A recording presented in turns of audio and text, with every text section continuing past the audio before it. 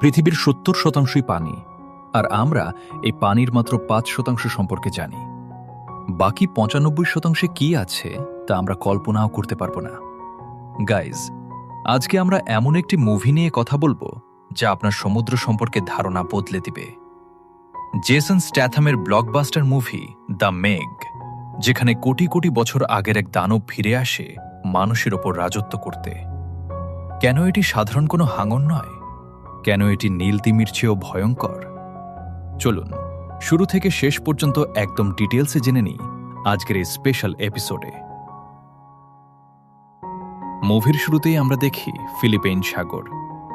আমাদের main hero Jonas Taylor, Jason Statham, একজন expert navy officer. সে একটি পারমাণবিক সাবমেরিন থেকে মানুষকে উদ্ধার করতে গিয়েছিল, কিন্তু সেখানে যাওয়ার পর সে অদ্ভুত কিছু লক্ষ্য করে। সাবমেরিনের গায়ে বিশাল কোনো এক প্রাণীর কামড়ের চিহ্ন। জোনাস যখন তার টিমকে বাঁচানোর চেষ্টা করছিল, তখন সেই রহস্যময় প্রাণীটি আবার আক্রমণ করে। জোনাস জানত সবাইকে বাঁচাতে গেলে কেউ বাঁচবে না, তাই সে কঠিন এক সিদ্ধান্ত নেয়। সে হ্যাচ লক করে দেয়, যার ফলে তার কিছু বন্ধু মারা যায়। ৫ বছর পর তাকে সবাই পাগল বলে ঘোষণা করে, কারণ কেউ বিশ্বাস করেনি যে পানির নিচে কোনো দানব আছে। জোনাস চাকরি ছেড়ে থাইল্যান্ডে নিজের মতো জীবন কাটাতে শুরু করে। এখন বর্তমানে আসা যাক। মানা ওয়ান নামে একটি আন্ডার ওয়াটার রিসার্চ সেন্টার বানানো হয়েছে, যার মালিক একজন বিলিয়নিয়ার জ্যাকিং। তাদের লক্ষ্য হল মারিয়ানা ট্রেঞ্চের নিচে থাকা একটি হাইড্রোজেন সালফাইড স্তর ভেদ করে আরও গভীরে যাওয়া। বিজ্ঞানীরা মনে করেন এই স্তরের নিচে অন্য এক জগৎ আছে। ডাক্তার ঝাং এবং তার মেয়ে সুইন এই মিশনের প্রধান। তারা একটি ছোট সাবমেরিন পাঠায় সেই নিচে। স্তরটি পার হওয়ার পর তারা যা দেখল তা ছিল অবিশ্বাস্য। অদ্ভুত সব আলোকিত মাছ এবং প্রাগৈতিহাসিক জগৎ। কিন্তু আনন্দের সময়টা বেশিক্ষণ স্থায়ী হল না। হঠাৎ একটি বিশাল প্রাণী তাদের সাবমেরিনকে ফুটবল বানিয়ে দেয়। তারা সেখানে আটকা পড়ে যায়। এখন তাদের বাঁচাবে কে?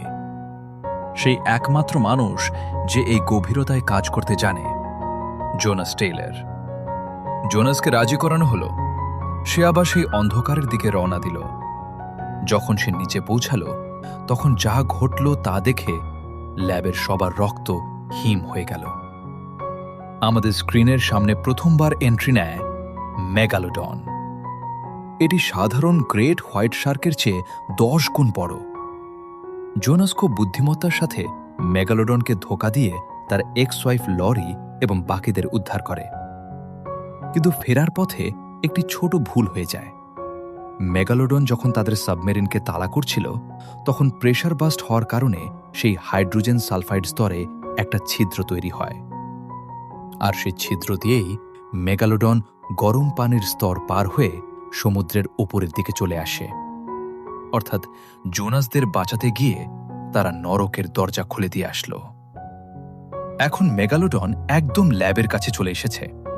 সে প্রথমে একটি বিশাল তিমিকে এক কামড়ে 2 টুকরো করে ফেলে। ল্যাবে থাকা সুইন খাঁচার ভেতর ঢুকে মেগালোডনকে বিষ দিতে যায়। এখানে মুভিটিতে দারুণ এক থ্রিলার মোমেন্ট আছে।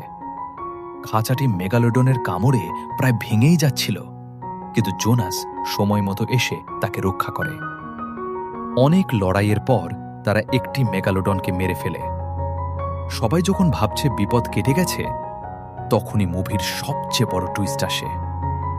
পানি ছিঁড়ে বেরিয়ে আসে দ্বিতীয় একটি মেগালোডন, যা আগেরটির চেয়েও বিশাল।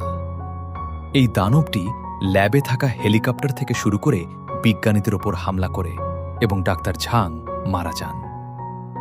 দ্বিতীয় মেগালোডনটি এখন ক্ষুধার্ত এবং সে পৌঁছে যায় মানুষের ভিড়ে ভরা সাইন আইল্যান্ড বিচে।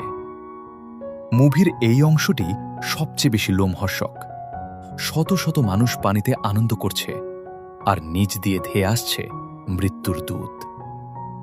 মেগালোডন যখন আক্রমণ শুরু করে, চারিদিকে শুধু হাহাকার।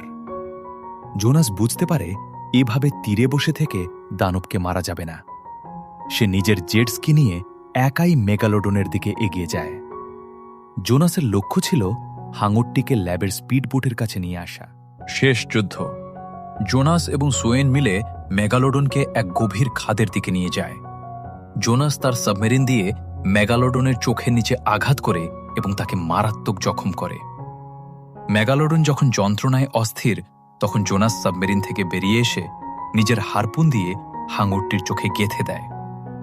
রক্তের গন্ধে সমুদ্রের অন্যান্য ছোট ছোট হাঙর এসে এই বিশাল দানবটির ওপর ঝাঁপিয়ে পড়ে। মেগালোডন তার নিজের রাজত্বেই নিজের ছোট সাঙ্গপাঙ্গদের খাবারে পরিণত হয়।